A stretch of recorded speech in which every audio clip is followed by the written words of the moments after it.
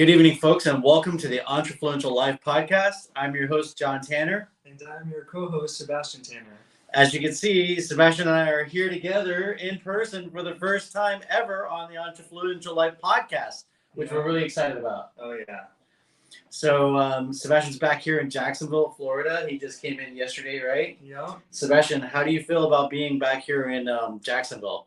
It feels great. It feels being back home. You know, I'm familiar with everything, with my environment, the stores, all of that. So it feels good to be in an area where I know the people, I know what's out here, I know what to expect. Moving around so many times and living in a new place, it's fun to experience new things, but it's also good to have a sense of home, familiarity, and feeling like at home. And that's how I feel out here. So awesome, man. That's awesome. And what did we do this morning that was really cool? We went for a run around the town center. Yeah, so wasn't that great? We haven't done that in a few years. Did you feel energized after Yes, doing that? absolutely. So did I, man. It was so freaking awesome. I was ecstatic, man. People were like, "Wow, how was it to see your son and everything?" I was like, "Man, it was freaking awesome. I haven't seen him in a year and a half. Yeah. It's freaking great. I was elated the whole day. I had a great, amazing day. People could tell my energy was really hot.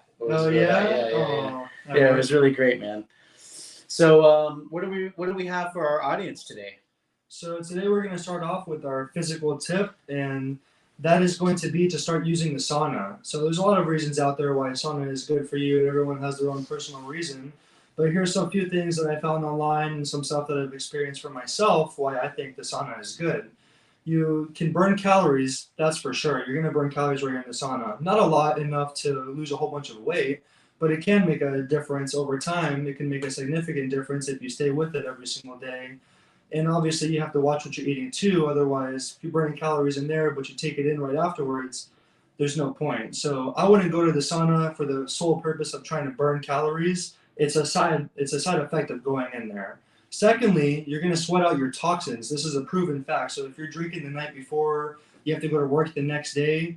If you can get up early enough, go to the sauna, and you're going to feel 100 times better than if you didn't, because you're going to sweat out all those toxins, all the drinks that you've had before, and anything else. Even if you're not a drinker, you can just go to the sauna and you're sweating out all the bad stuff that's in your body, and you feel great afterwards.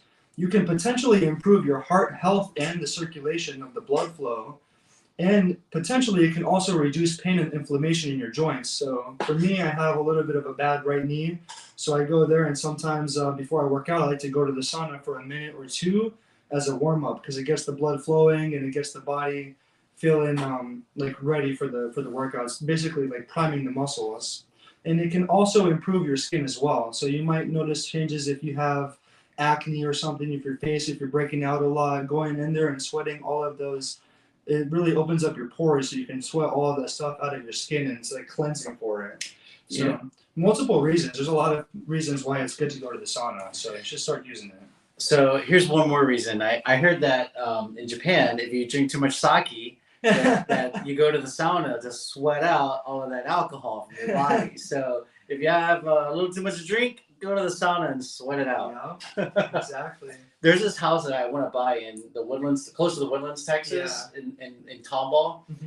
And this house has a sauna in the house. Yeah, it has its own private sauna. So I would so much love to have that. Every single day you can start it off, and it wakes you up too, among other things. You know, when I went to the gym in the morning and using the sauna in there, it really wakes you up. Like before the workout, I like to use a pre-workout, but sometimes you can't always go to the store if for multiple reasons. Maybe you don't want to spend so much money on it because it costs a lot over time. You're getting $3, $4, $5 pre-workouts every single time. If you do that 7 days a week, 7 days a week, the money's going to add up. Over the month, you really spend like $100 at least minimum, maybe. Well, it depends on what. You have to ask yourself, is it worth to spend $100 for your health? Yeah, well, that's true. That's true. And it's also, it's like a cup of coffee. You go in the sauna and it's gonna wake you right up. That's great. That's really cool, man. I think I love to run and go to the gym because I sweat when I do that, and so I feel like I'm detoxing. It's a detox, when you're sweating it out, you're detoxing, exactly. But I do love going into a sauna, not for very long, just like 5 minutes. I just like a 5-minute quick sweat, and I'm out. It's also can be dangerous to be in there for too long as well. Right. You're in there for too long, that you brought that up. Don't be in the sauna too long. Exactly.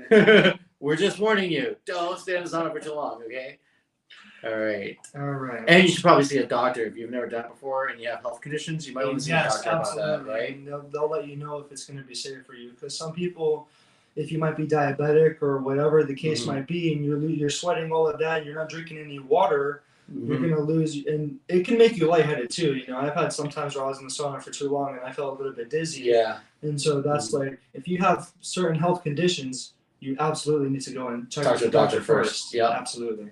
All right. What else do we have next? What's on the agenda? All right. Next, I'm going to be reading our 4th Rule of Success by Earl Nightingale.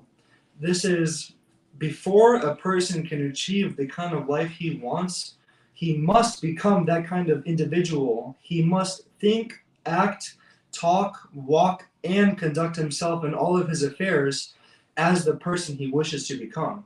I love this one. And here's the thing. Like, you probably heard somewhere, fake it until you make it. Well, that is not true, guys. That's a misnomer.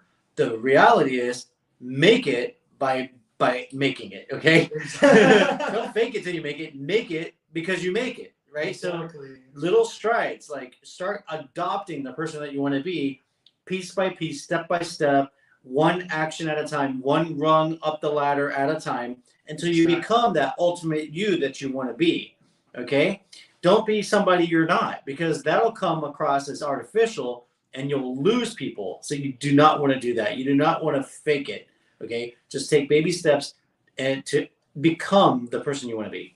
Yeah, and I think going into that more, when a lot of people fake it, they do the fake it until they make it method, they get to a point where they got to see where they're in a position where they have to prove their skills. And they have to prove that they are what they say they are. And if you're 100%. Not, then you're going to cower down in the heat of the moment. You're going to lose your integrity, but also their nerves. They're not going to be able to perform at the high level that they should. Absolutely. Because they know deep down that frozen they don't know what they're supposed to do. So they become frozen. That's why you have one-hit wonders. People come out with a great song, but really they might not be that great of an artist. They might have just got lucky. Or anything. It can be. Or they put a bunch of junk together, but they focused on one song and they did really well with that, but the rest of the stuff is garbage. Exactly. It's not right into it. But there's hit songs out there where someone can copycat it and fake it, pretend like they're them. And then once it's like, okay, let's see you do a performance and perform for the live thousands of people. So they can't handle the pressure on tomorrow. Exactly. And it goes with anything in life. If you're faking it until you make it, sometimes people learn along the way and then they can just make it at the end. But in most cases, if you're being fake with yourself, it's not going to work with other people. It's hard to perform, right? Yeah. Right. When you fail to prepare, you prepare to fail. Yeah. So I like that one. So I think that if you are feeling, if you feel like you're frozen, it's probably because you need to work on your skill set, right? Because preparation breeds confidence. Yes. Right. And so when you're striving to be that person that you want to be, start by focusing on your skill set, like enhancing your skill set, and do it one step at a time, one skill set at a time, right? Yeah. And when you've gotten proficient, I didn't say master, I said proficient, right? When you become proficient at that particular skill that you're working on, that you're honing, then engage in activity by serving people with that skill set, right? And then later on, after you've done it for a long period of time, they say it takes 10 years to master something, right? To become a master at a certain craft. So if you continue to do that same thing over and over again for 10 years, you will be seen as a master in it because you really will be a master at it. Exactly. So start by learning the thing that it is that you want to embody. Start learning it until you be right. But by learning it, all the ins and outs of it, and doing things like that, and apply it. Because you can't just sit on the knowledge. You have to take action. Exactly. Otherwise, it's useless knowledge. It's wasted knowledge. And be honest about where you are in your skill development, right? Because if you pretend like you know more than you do, people will see right through you, and they'll think that this is not an authentic person. They won't trust because of their intuition, and they won't go any further. You'll lose it. So the main 3 things that you need to remember about building clientele is you need them to know you, like you, and trust you. Yes. And in order for them to, they'll get to know you because of exposure, by seeing you over and over again. They'll get to like you if there's a connection. Some people just connect, they gel well, and some others don't. And then trust you, well, that's where we're talking about here, authenticity. is by not faking it till you make it, Exactly. but actually being who you are, honest with where you are, and just try to do your best service that you can where you are. Exactly, and you can always become that person that you want to become. I think myself and a lot of other people think that they have to wake up every day and be this person that everyone expects them to be. And that's not the case. You can wake up one day and decide to be a better man, a better woman, a better father, a better mother, a better brother, sister, anything that you are to anyone, a better friend, a better teacher.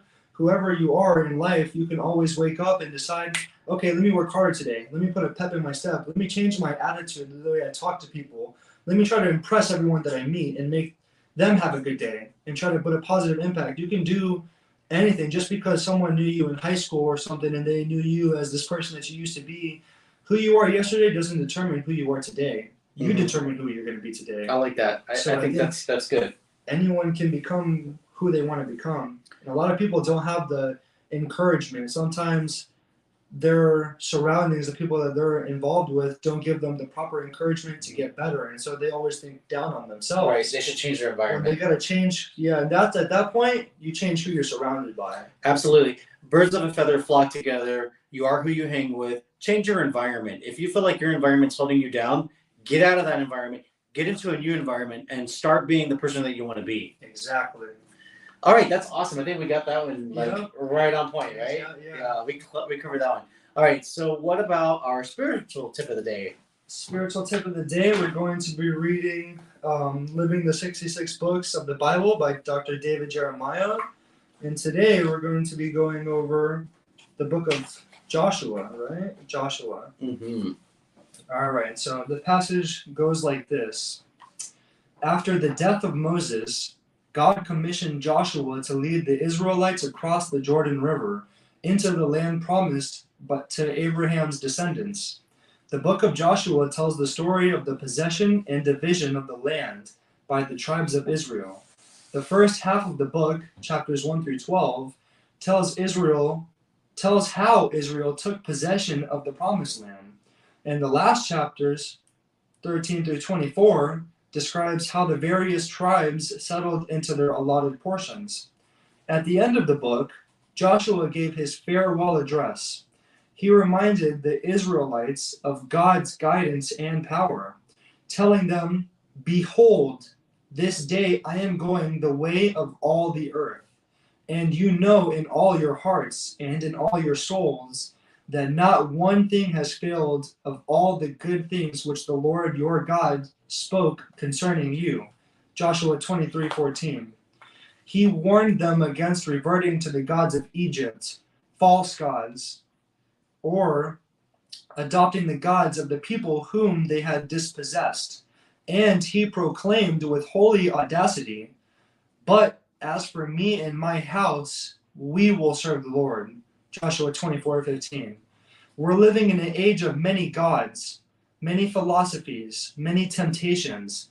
We can't control the culture around us, but we can and we must say, "But as for me and my house, we will serve the Lord." Not one good thing has failed in all the Lord has promised you.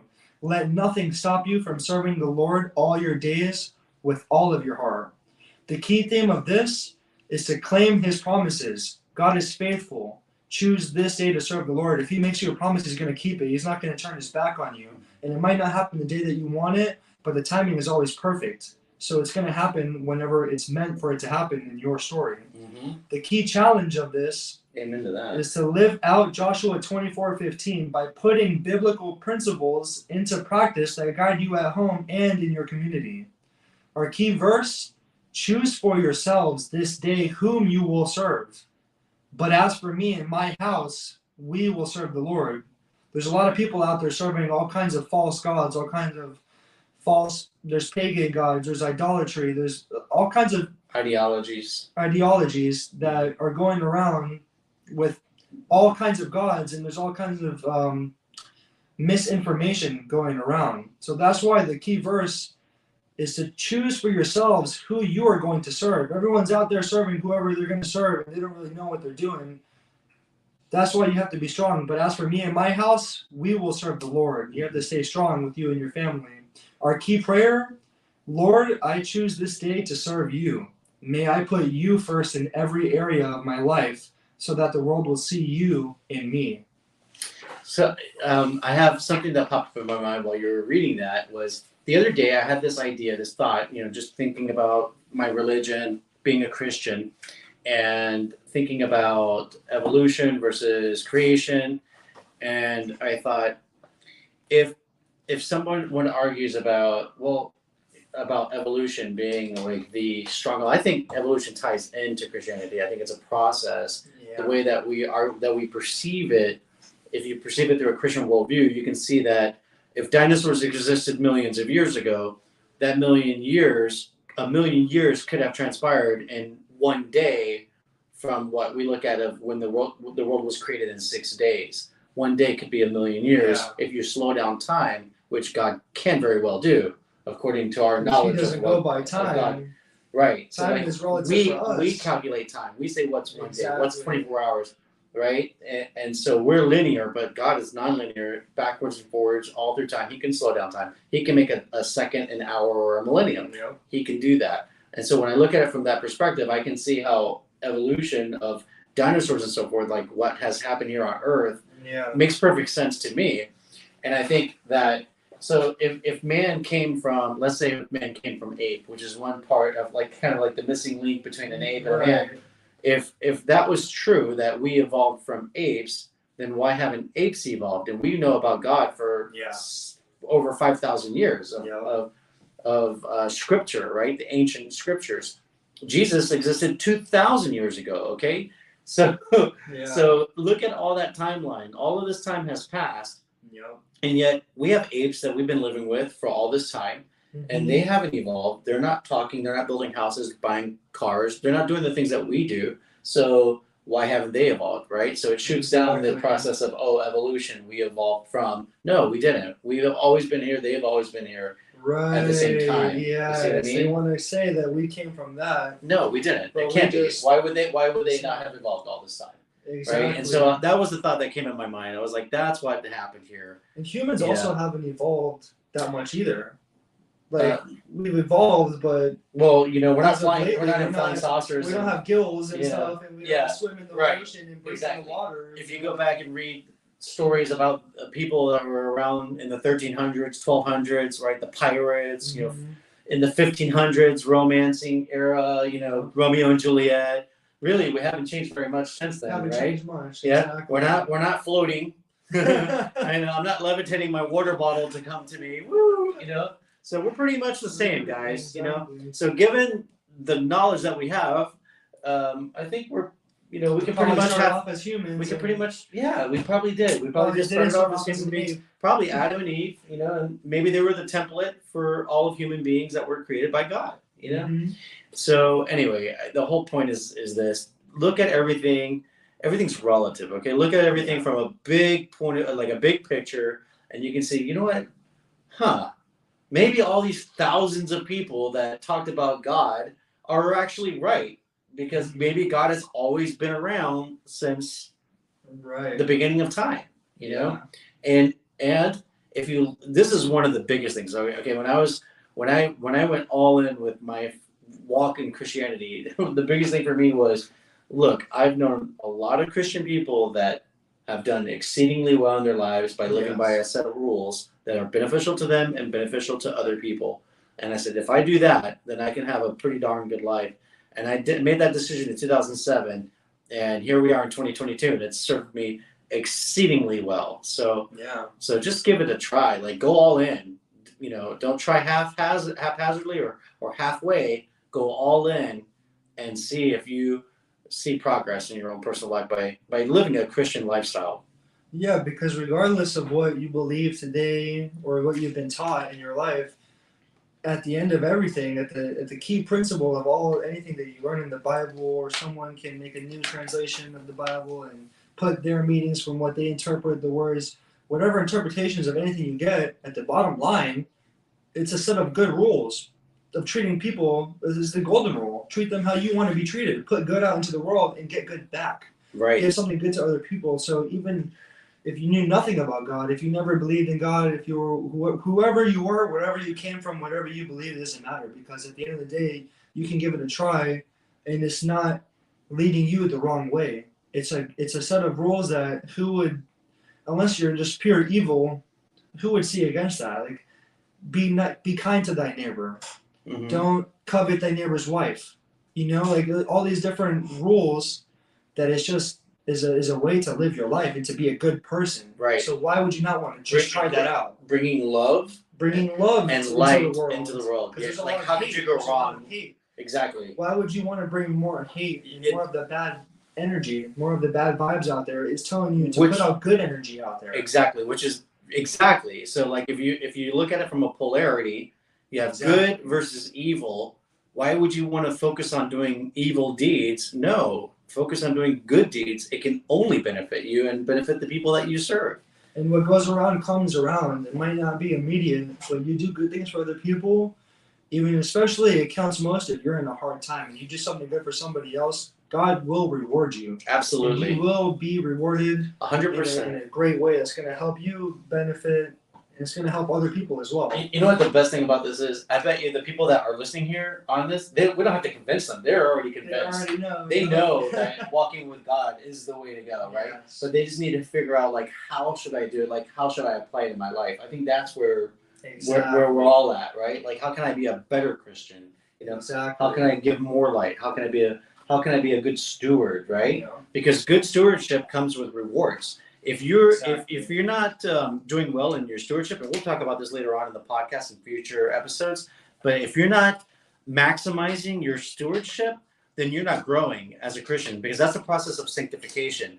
And so as you grow as a good steward, in other words, what's one example of that? One practical example is tithing. If you're giving your 10% tithing, your finances are going to grow. I guarantee it. And until you test it out, until you try it, and be consistent at it, okay? Don't just do it like one Sunday and say, "Oh, things haven't changed." No, you've got to sacrifice. You've got to sacrifice. Then God is going to bless you. He's going to pour out His rewards onto you, and so do it, because that's one step of stewardship. And if you want to increase your what you're managing, right? What is in your threshold of stewardship, right? In your portfolio.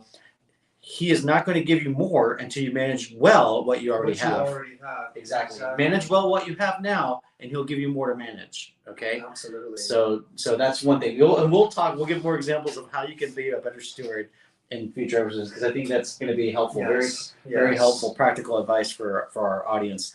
Okay. So now for the next step is I'm going to give you our influential tip of the day, which is I'm going to teach you how to become an entrepreneurial life coach, which is perfect for what we're talking about, because if you become a good steward, a good Christian, you're growing in your relationship with God. The next step is, how can you be a counselor to other people? So you could be a life coach, a Christian life coach to people in a youth group, for instance. You could be a coach in a Bible study group. You could be a business coach, okay? Yeah. You could coach people who are coming into your profession who have no experience, right? So let's say we're about entrepreneurship here. So if you have somebody who you meet at a professional association, like because I do real estate. So if you meet somebody in your local board of realtors that's new to the business, why not take them under your wing and be their coach? Okay. Exactly. So I'm going to share with you some information about how to become an entrepreneurial life coach. So I'm going to read this out of the book, the book that comes from the course that I've created on the 10 pillars of entrepreneurial success. And here's how it reads. Objective. Our society is in desperate need of positive, uplifting voices to provide words of encouragement. And that is also true of the next generation of aspiring entrepreneurs. That's why becoming a Christian lifestyle and business coach serves a worthy purpose while providing you with an additional pillar of income for your business.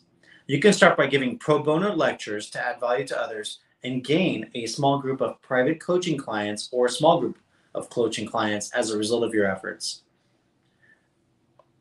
So here's the structure that I recommend that you use. Okay, you can take this and use it as a template and modify it to fit your personal taste.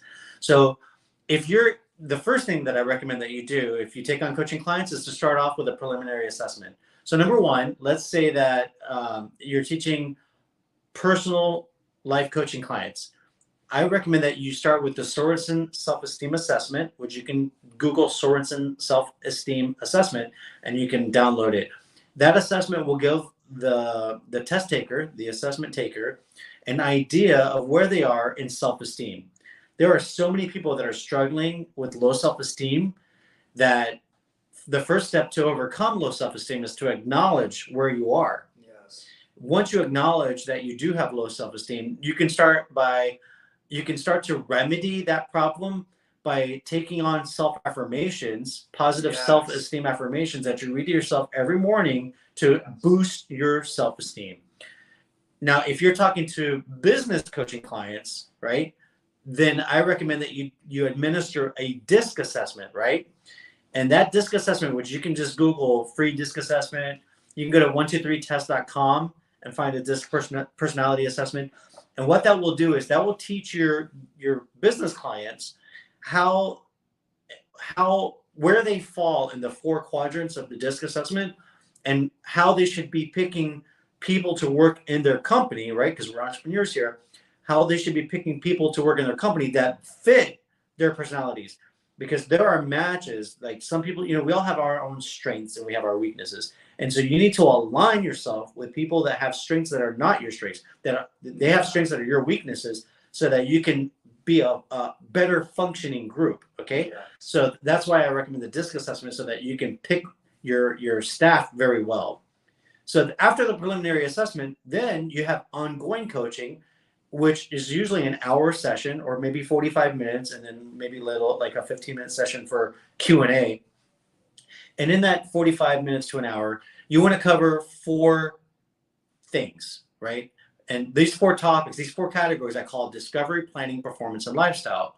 In the discovery check, the discovery phase, you ask your client what's going on, and you have them check in with what current events are happening in their life, right? In your client's life. So that's discovery. What's going on? The second phase is planning. Where are you going? Okay, you need to have direction in your life. So you ask your client, what are your goals, right? Exactly. If it's a personal client, what are your personal goals? If it's a business client, what are your business goals? So have them communicate it, and then you write it down. You document, right? Yeah. Okay, so that you can revisit it and reassess. Are you getting to where you want to go? Why, if you change, why did you change direction? Right? So discovery, what's going on? Planning, where are you going? The third phase is performance. How will you get there? Okay, so what does your client say about what is their plan to get from A to B? Yeah. All right. So for personal coaching clients, I recommend that you tell them to study the HP6 high performance habits, the 6 habits of from Brendon Burchard, as well as the 7 habits of highly effective people by Stephen Covey. The HP6 and the 7 habits, those are benchmarks that people need to gauge their own personal growth, so that they can become better performing individuals, right? Your life will improve as an individual if you aspire to achieve those habits. The second thing that I recommend for business coaching clients is that you use the 10 pillars of Entrefluential success in your business. And the reason why, and I'm giving pieces of this away, like I'm a synopsis of the whole thing for free, and on YouTube and on Udemy in my Up 3 course, so that you can take it and start applying it in your business. And the reason why the 10 pillars will be beneficial to business clients is because this is what's working right now for other people that are making millions of dollars. And so that's why I share it with you, and I'm applying it in my own business, right? And so if I'm using it in my own business, then I'm here to serve as a testament that, hey, this stuff is valuable. I see value in it. Other people see value in it. Apply it to your business right now. Now, will it change? Absolutely. What's working today will not be the same or as useful in 10 years from now, because the world is evolving, right? So this is fresh content. Apply it right now. Yeah. And then the next thing is the last section is lifestyle. And my question to the client would be this: how much is your happiness worth? And the client is going to say, what do you mean? And I say, well, if you were to write a happiness check today based on the value of your current level of happiness, how much would that be? Would it be $1, $5, $10, $100, $1,000, $10,000, $100,000? How about $1 million? Let's say if like the worst case scenario, you feel like your happiness is worth $1, or if your happiness is at $1 million, that's a substantial difference, right? Like, dude, if you're feeling like $1 million, you're doing great. You're on cloud 9, right? Yeah. And so that's my goal. That would be your goal for your client, to be at cloud 9, to be at feeling like $1 million. Yeah. And so that's the barometer. That's the gauge, right? Where are you? Are you empty or are you full? Are you worth $1 or $1 million? And what their answer is, whatever they say, will give you an idea. It'll give you insight onto how happy they are. And the next thing would be, well, what would it take to get you to feel like $1 million? Exactly. And get them thinking, okay, you want them to trip over the truth and get them thinking, why am I not feeling like $1 million? What will it take me to feel like $1 million? And let them ponder on that question when they leave. And that's how they can analyze their current situations and realize what's stressing me out, what's causing me anxiety, anxiousness, depression, unhappiness. Why am I not feeling like $1 million? What is this? And then you cut it out of your life so you can start focusing on being a happier person. Start focusing on, okay, I don't feel like $20 anymore. Now I feel like $100. Okay, now I feel like $10,000. Now I feel like 100,000. Now I feel like $1 million. Now I'm ready to go and rock it out and talk to anyone that I meet. I'm going to go approach every single person I see. I'm not afraid. I'm confident. I'm feeling happy. I'm energetic. And it radiates out of you because we're energetic beings. So when you feel like $1 million, people are going to think that you have $1 million. Yeah. Even if you don't have $1 million outfit on, $1 million suit, they're just going to see it. As if you do. And if the first time you meet them, they don't know any better. Mm-hmm. So they're not just going to assume. If you meet somebody and they assume you're a sad person, it's because you're leading them off to believe that you are a sad person. Yeah. But if you feel like $1 million on the inside, who are they to think anything different? It doesn't even matter. Like you radiate energy, so it doesn't matter if you don't have $1 million. It doesn't matter if you're not wearing a polo or a Tommy Hilfiger shirt. What matters is that you look like you are a Tommy Hilfiger type of person or a polo type of person, and they will pick up on your confidence. Your confidence is attractive, and so they'll be magnified by you. So it's super awesome. And one way that people can tell if you're becoming a more magnetic person, if you're becoming more energetic and people are attracted to you and they want to talk to you, they're going to come up and talk to you. If you have people that you don't even know, they want to just start a conversation. You're at the gas station, the store, the supermarket, wherever you are. And if somebody starts telling you about their life story, what's going on in their day, it's because you made them, your energy made them want to come and approach you, and they felt like they can come and talk to you because you're inviting, you're welcoming, your energy is pure, so they can see that. And that's how you can the proof is in the pudding. So if you're going around, pay attention this week. Look at how many people are going to talk to you. If you don't know them and they're talking to you and they come up and talk to you, it's because you're giving the energy, the bright energy that's welcoming and that makes people want to come and be around you more. 100%, man. I love that. And here's the thing, right? So like, if our goal as Christians is to be evangelical, right? Yeah. Which means that we're saving souls. But the best way to save souls, there's a phrase that says action speaks louder than words. Yes. Okay. So don't go around and be like, hey, have you heard the good news? Jesus died for you, man. Like, come on, really? They're gonna be like, really? I gotta be somewhere. I gotta be at work in 10 minutes. I don't have time for this right now, But what you can do is be nice to them, and what we're talking about is this energy that you lift them up, you're lifting other people up, and people notice you, how you work, how you carry yourself, and they're like, wait a minute, man, Sebastian is on cloud 9 all the time, and people love being around him. What is it about Sebastian? Sebastian, what is it about you, dude? Like, how are you so positive? Well, dude, I have the Entrefluential Life Podcast. I read Bible scriptures. I share the word with people. We are creating entrepreneurs. We're helping entrepreneurs grow. We're doing our own business. We love it because we're in control of our own lives. Exactly. And so all of that positive stuff, they're like, dude, how can I get plugged in, man? Yeah. Dude, start listening to Entrepreneurial Life Podcast. Start going to Bible study. Yes.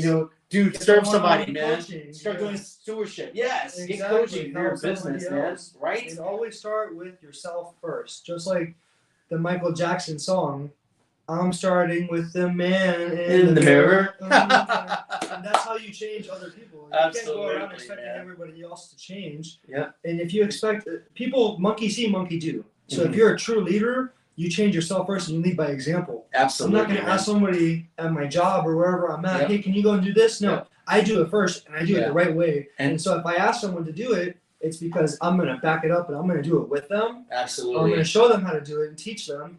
And regardless, if I'm going to walk the walk and talk the talk. And that's called servant leadership, what he's talking about. When you roll up your sleeves and you get in the trenches with your staff with them.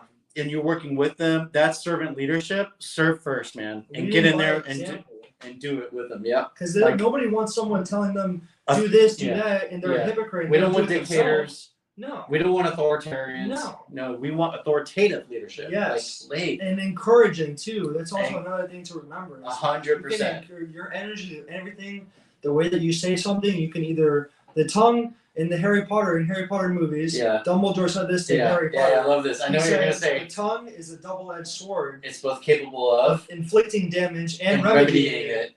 Love it. With the mouth is powerful. You can encourage your employees, encourage your friends to get better, or you can talk to them like they're idiots, and it makes them want to stop. Dude, why would you not want to uplift them? Hashtag facts. Hashtag facts. Dude, go watch Harry Potter right now, man. There's so much wisdom in it. It's awesome. And light. I love the light. Exactly. I love Star Wars. I love Star Trek. I love Harry Potter. I love these movies that have positive light. I don't know why people are freaking out with all of these crazy dark movies, horror movies. Yeah. Why would you be watching that stuff? You're gonna go to sleep and dream about that stuff. Do you want that to haunt you in your dreams, man? Come on, go watch some positive energy stuff, and you'll have better dreams. You'll have more energy when you wake up in the morning. You know what I mean? Come on, let's get on a positive light here, guys. It's better for you. Exactly. Better for society at large. Imagine if everybody was doing this. Yeah. Right? It'd be amazing. The world would be great. Not gonna happen, but you know what? Let's fix our own circle of influence because that's what we can work on. Exactly. We'll make our own spheres better. Start off with ourselves, and then that's how we help other people improve. Absolutely, man. So before I wrap up here on this, I just want to tell you who is this Christian life coaching for lifestyle and for business. Christian lifestyle coaching can be helpful to new and seasoned Christians in the achievement of whole life balance, which is what we do here. We teach physical, mental, and spiritual wellness. It's also beneficial for deepening one's understanding of Scripture and its application in our daily lives. It's helping you see the world through a biblical lens of biblical truths, aka having a Christian worldview. So we help people to build that Christian worldview. It helps you in your walk in life, and for gaining strength of character through the continual practice of honing one's Christian's values. Okay, when you adopt these Christian values as your own, you'll become a better person. Yeah, and you'll see the benefits all around you. For business coaching, it may be helpful for entrepreneurs who are seeking assistance to gain clarity. Clarity is critical. Yes. Where am I going? Exactly. Right? For defining short-term and long-term goals, right? Yes. That's a vision statement, right? Define your short-term and long-term goals. And for bolstering one's courage by having the moral support of a Christian mentor who believes in them and their abilities, who believes in you and your abilities, who believes in me and my abilities. Yes. Right? Our abilities. So that sphere of influence, that circle, having a coach, being a coach, we need both. You need to be a coach, you need to be a mentor, and you need to have a mentor. And so if you're here, you're getting mentored by us. Yes. Right? And you should do the same thing. You should take this information and share it with somebody else. Share it with a small group. Share it with a one-on-one mentee, a trainee, an assistant. Absolutely. And you don't have to know everything to be a mentor. You can share one chapter ahead, one step ahead. Exactly. Right? Just a little bit. Yeah. You can just help someone because that other person may not know the little bit of information you know. You might have learned a little bit and you might not think that you learned a lot. Right. But to them that is a lot because they never learned of it before. Exactly. So just because you might not think, oh, I'm not Tony Robbins. I don't have all these degrees and I don't have all of this to back me up. No. You can just be somebody that wants to make a difference and you just know a little bit. Yep. You can tell someone else a little bit. And for them, that little bit of information can be all the change that they needed to change themselves as a person. Yep. So you don't have to expect this to be this great person, this great, super smart guy, whatever. Don't be too hard on yourself. It doesn't matter. You don't have to know everything. Right. You can never know everything. You don't have to be Dr. David Jeremiah. You can read the book like we're doing and have a Bible study like this online and just share wisdom from people who have walked this walk for 40, 50, 60 years. That's the kind of wisdom that you can take and share with other people, right? Absolutely. That's what we do. Absolutely. Yeah, having that transparency. We share our beliefs with you guys. We don't say this is exactly the right way. Everyone needs to follow this. No, we just say, this is what we believe. Would you like to learn about it? Would Exactly. you like to learn a bit more? It's inspiring to us, and we want to help share that inspiration. Absolutely. You know, and go back to the source. Go to David Jeremiah's website and check him out, man. He is on fire. He's like the best. Like I would say one of the top 5 pastors in the world right now. Yeah, he's just amazing, and we need to really value him as long as we have him here with us, right? So him, I love him. I love he's great. Chuck He's Swindoll. Great at explaining everything too. He really breaks great. it down in a way that is modern. Because when I would start going to church and stuff when I was younger, it made me want to put me to sleep. I'm not even gonna lie. Some of the stuff is just because being a young kid too, the attention span is like a squirrel. If I see something, if I see this, the dog's coming, I'm running away. Or if I'm the dog and I see a squirrel going, I'm gonna go and chase after it. So he does a good job. And I also have ADHD, which is not something I go around telling everyone, because at this point, who doesn't have ADHD? But for me, it really does take me a little bit. Sometimes I need to I'm a visual learner, so I need to see things in a certain way. Or sometimes if I get too much information, I might stop paying attention. Tune out. Yeah. And David Jeremiah does a great job of keeping it simple and short. And he explains it in a way that it's easy for me to understand. Love it. If I can understand it, anyone can understand it. He does it. He's great at that. He makes it understandable. At the end of the day, find somebody who you resonate with, right? Exactly. Because that's the biggest thing. Yeah, find someone who you resonate with, and then you'll be a sponge. You'll absorb it, and you'll feel happy, right? Because when you like what you're learning, you're going to be a sponge. But when you hate what you're learning, you're going to close your mind off on the instant. Absolutely. So you're just wasting your time. And there's no win out of that. No. Right? No. So find somebody you gel with. And just like the passage, do it with all your heart. Do it with all your heart. Yep.